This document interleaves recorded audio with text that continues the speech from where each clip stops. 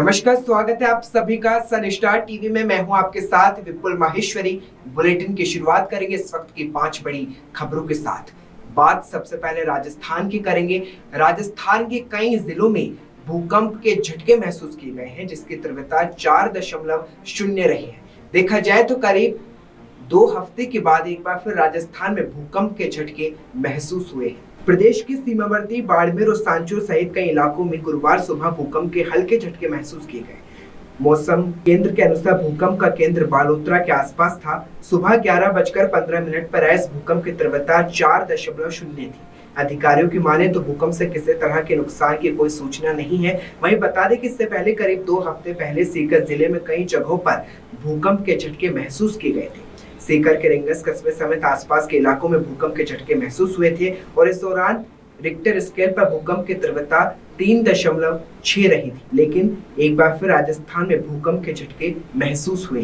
कांग्रेस नेता राहुल गांधी ने कोरोना के बढ़ते मामलों को लेकर चिंता जाहिर की है। राहुल गांधी ने ट्वीट कर जनता से अपील की है कि वे सावधान रहे और केंद्र सरकार से कहा है कि टीकाकरण की रफ्तार बढ़ाई जाए। इसके साथ ही राहुल गांधी ने केंद्र सरकार पर तंज कसा है और कहा है कि केंद्र सरकार इस वक्त बेचने में व्यस्त है। देश में बढ़ते कोरोना के मामले को लेकर राहुल गांधी ने चिंता जाहिर की है। राहुल गांधी ने इसको लेकर एक ट्वीट किया है और टीकाकरण तेज करने की बात कही है।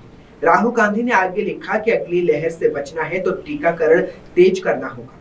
देखा जाए तो देश में एक बार फिर आंकड़ों में तेजी देखी जा रही है, तो वहीं केरल में भी लगातार आंकड़े बढ़ रहे हैं। ऐसे में सितंबर और अक्टूबर महीने में कोरोना की तीसरी लहर का खतरा भी है और ऐसे में बढ़ते आंकड़ों को लेकर चिंता जाहिर भी की जा रही है। वहीं राहुल ने अपने ट्वीट में जहां टीकाकरण पर जोर दिया तो वहीं केंद्र पर तंज कसते हुए सरकार को कहा कि सरकार इस वक्त बेचने में व्यस्त है। महाराष्ट्र सरकार में लगातार घमासान मचा है। एक तरफ नारायण राणे के बयान के बाद शिवसेना ने लगातार बीजेपी के खिलाफ मोर्चा खोला है, तो वहीं अब सीएम उद्धव ठाकरे के बयान को लेकर अब बीजेपी नेता की ओर से भी शिकायत की गई है। दरअसल उद्धव ठाकरे पर बीजेपी नेता योगी आदित्यनाथ को लेकर ये कहे कि यूपी सीएम को लेकर भड़काऊ बयान देने का आरोप है, जिसको लेकर अब सवाल उठ रहे हैं क्या राणे की तरह ही उद्धव ठाकरे पर भी कार्रवाई की जाएगी। क्या महाराष्ट्र पुलिस उद्धव ठाकरे के खिलाफ भी उसी तरह एक्शन लेगी जिस तरह केंद्रीय मंत्री नारायण राणे पर कार्रवाई की गई। उद्धव ठाकरे को थप्पड़ मारने की बात कहने वाले राणे की गिरफ्तारी के बाद अब बीजेपी के एक नेता ने पुलिस से महाराष्ट्र के सीएम के उस बयान के खिलाफ शिकायत की है, जिसमें उन्होंने कहा था कि योगी को उन्हीं की चप्पल से मारना चाहिए। शिकायतकर्ता बीजेपी के यवतमाल जिले के अध्यक्ष नितिन भूटाड़ा है।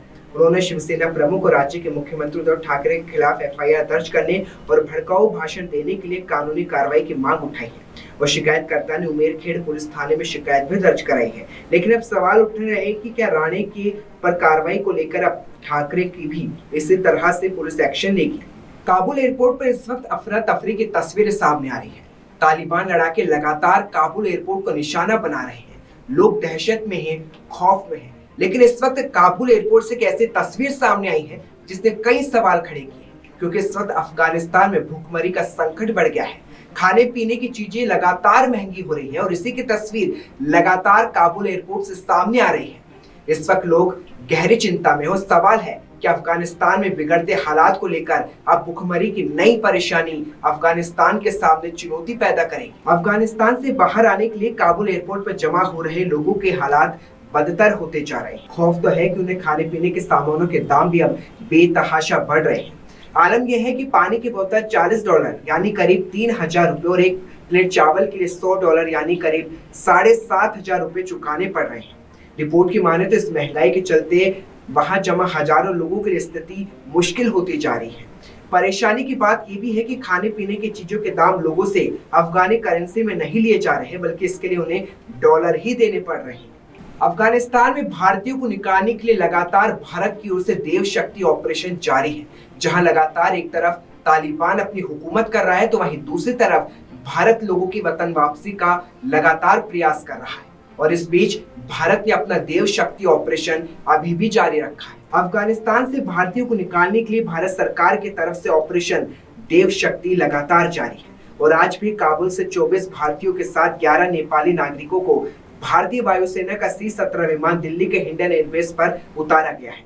तालिबान के सत्ता में आने के बाद भारत लगातार ऑपरेशन देव शक्ति चला रहा है और भारत इससे पहले अफगानिस्तान से 800 से ज्यादा लोगों को बचा चुका है और इस वक्त भी भारत का ऑपरेशन देव शक्ति लगातार जारी है।